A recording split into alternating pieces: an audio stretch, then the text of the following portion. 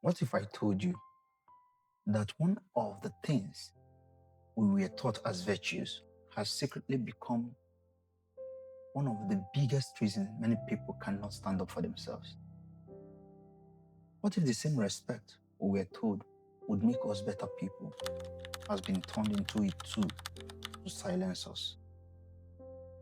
Because sometimes respect is not respect anymore.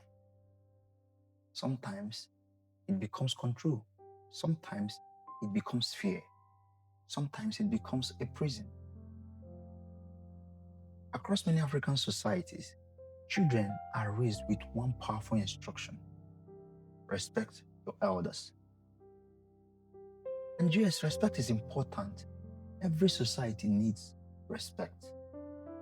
But there is a dangerous line we rarely talk about.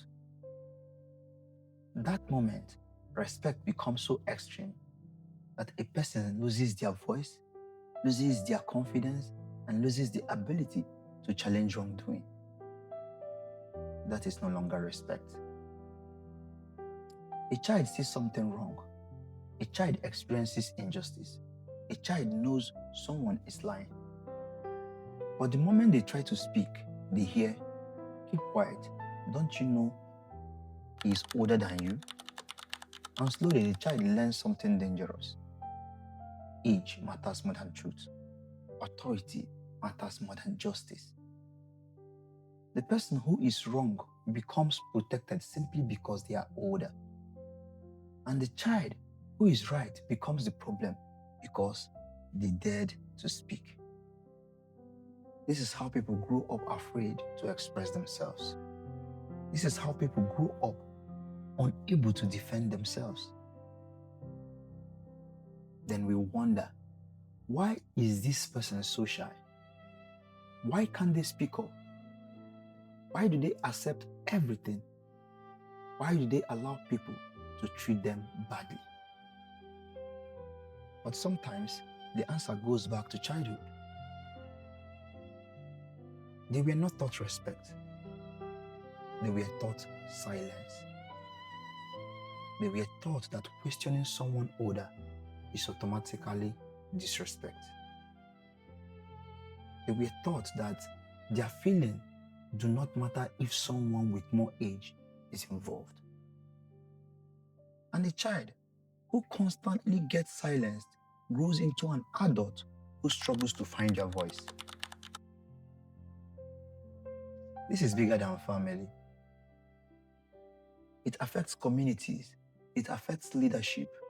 It affects our ability to demand accountability. Someone can make decisions that hurt thousands of people, and many will stay quiet because he's an elder. He has been there longer. Just leave him. Your time will come. But that mentality keeps repeating the same circle. People wait for their turn to become powerful instead of questioning the system itself.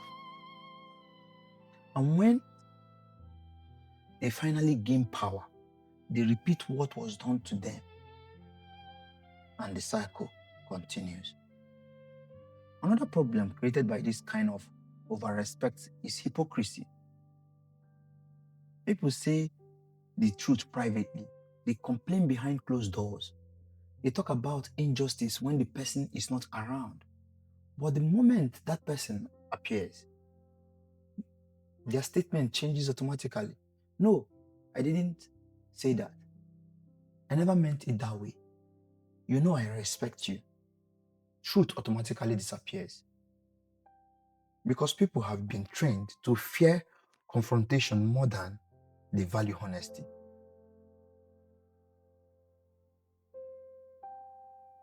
And a respectful person should still have a mind.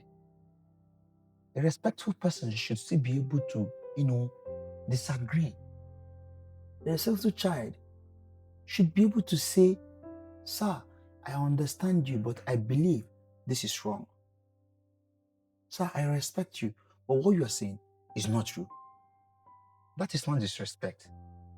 That is confidence. That is maturity. A society where nobody can question anything is a society where mistakes grow unchecked. We have to change how we raise children. A child should not be scared to tell the truth.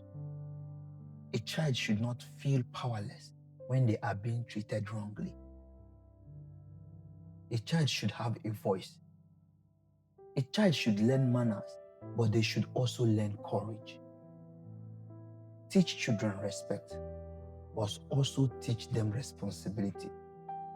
Teach them how to think. Teach them how to stand for what is right. Because a child without a voice becomes an adult who depends on others to make every decision. The goal is not to create disrespectful children. The goal is not to destroy culture. The goal is to build people who can respect others without losing themselves. Because the biggest danger is not a child who speaks too much. The biggest danger is a generation that has been trained to stay quiet when something is wrong. Respect should create better humans, not silence ones.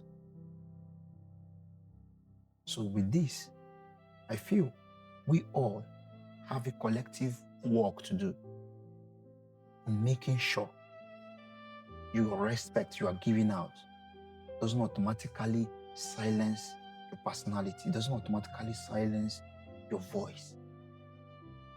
Respect is good, but know the line when it becomes hypocrisy, when it becomes false humility, because that's what has kept a lot of people, a lot of society the way they are. People can no longer be honest. People fear to criticize the status quo. People fear to speak up because how dare they? Once they do, they have a lot to lose. Because of that, they will prefer to swallow their integrity and keep silent.